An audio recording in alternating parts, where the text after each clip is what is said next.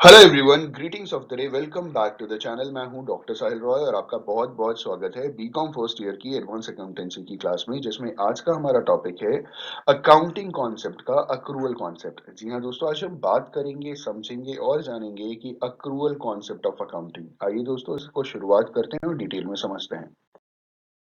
सबसे पहले बात करते हैं कि मीनिंग क्या होता है अक्रूवल कॉन्सेप्ट का। इन्होंने कहा कि accrual means recognition of revenue as they are earned and the cost as they are incurred and not when the money is received और पेड। इनके कहने का मतलब ये है कि बिजनेस में जितने भी ट्रांजैक्शंस होते हैं, आप जो भी बिजनेस में ट्रांजैक्शंस करते हैं, पैसे का लेन देन करते हैं, जो भी चीज आप खरीदते और बेचते हैं, ठीक है, जिस मोमेंट पे आपने कोई चीज परचेज किया, सेल किया, किसी भी तरीके का कोई ट्रांजैक्शन हुआ, चाहे वो कैश के ऊपर हो, चाहे वो क्रेडिट मतलब उधारी के ऊपर हो, ठीक है। कैश के बेसिस के ऊपर होगा तो भी आप तुरंत नोट डाउन करेंगे, लेकिन अगर आपने किसी चीज को उधार बेचा है या उधार खरीदा है तो भी आप उसे नोट डाउन करेंगे। आप समझ रहे हैं? होता क्या है कि जब भी हम कोई सामान बेचते हैं उधार, जैसे मैंने किसी को 500 रुपए का कोई सामान बेचा, तो हम इस मोमेंट का वेट नहीं करेंगे कि वो मुझे 1 महीने के बाद 500 रुपए दे तो हम एंट्री करें। अक्रूवल कॉन्सेप्ट ये कहता है कि जिस मोमेंट पे आपने जितने रुपए के गुड्स या सर्विसेज बेचे, उसी मोमेंट पे लिख लीजिए। इससे कोई फर्क नहीं पड़ता कि आपको पैसा रिसीव हुआ या नहीं, ठीक है। सेम चीज, जिस मोमेंट पे आपने उधार कोई सामान खरीदा, गुड्स या सर्विसेज कुछ भी आपने उधार लिया, तो उस मोमेंट पे आप उसको नोट डाउन कर लीजिए। इससे कोई फर्क नहीं पड़ता कि आपने कब उसे पे किया। तो अगर इतना आप समझ पा रहे हैं तो दिस इज अक्रूवल कॉन्सेप्ट। आगे कह रहे हैं कि this concept relates to measurement of income, identifying assets and liabilities. तो ये जो कॉन्सेप्ट है, इससे आप क्या कर सकते हैं, अपनी इनकम को मेजर कर सकते हैं, माप सकते हैं कि मेरी इनकम बढ़ रही है, घट रही है। अपने असेट्स और लायबिलिटीज को पहचान सकते हैं, आप जान सकते हैं कि मेरे कौन कौन से असेट्स हैं और कौन कौन सी लायबिलिटीज हैं।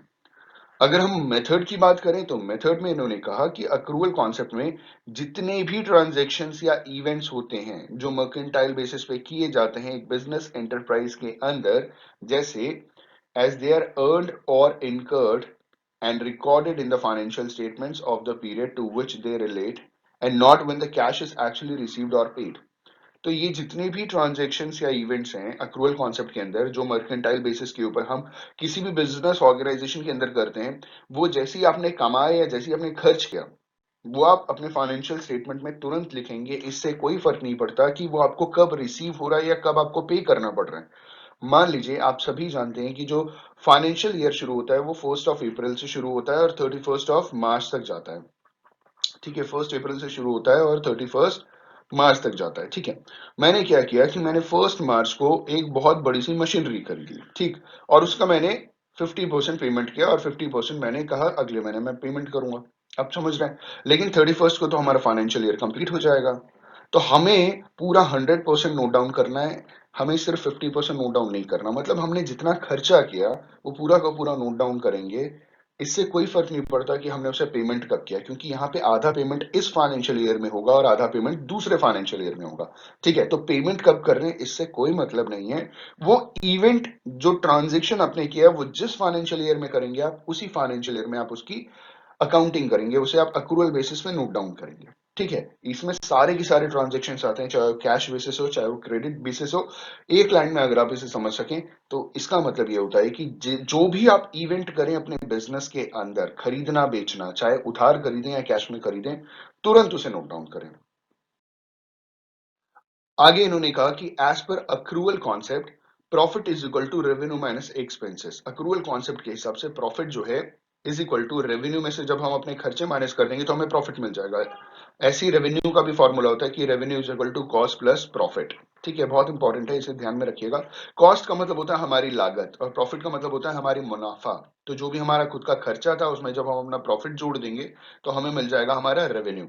तो रेवेन्यू में इन्होंने कुछ बता रखा है कि revenue is equal to gross inflow of cash, receivables and other considerations arising in the course of ordinary activities of an enterprise, from the sale of goods, from rendering services, and from the use by other of the enterprise resources, yield interest, royalties and dividends। तो revenue एक firm को कैसे मिलता है, जो cash का gross inflow होता है वहां वो उसका रेवेन्यू हो गया, जो भी बाकी कंसिडरेशंस हैं या रिसीवेबल्स हैं, ठीक है, सर्विसेज देने पे जो पैसा मिल रहा है, ठीक है, कोई भी गुड्स को बेचने पे जो पैसा मिल रहा है, इंटरेस्ट, रॉयल्टी, डिविडेंड्स, यहाँ से जो एक फर्म कंपनी कमा रही है, दैट इज उसका रेवेन्यू, ठीक है।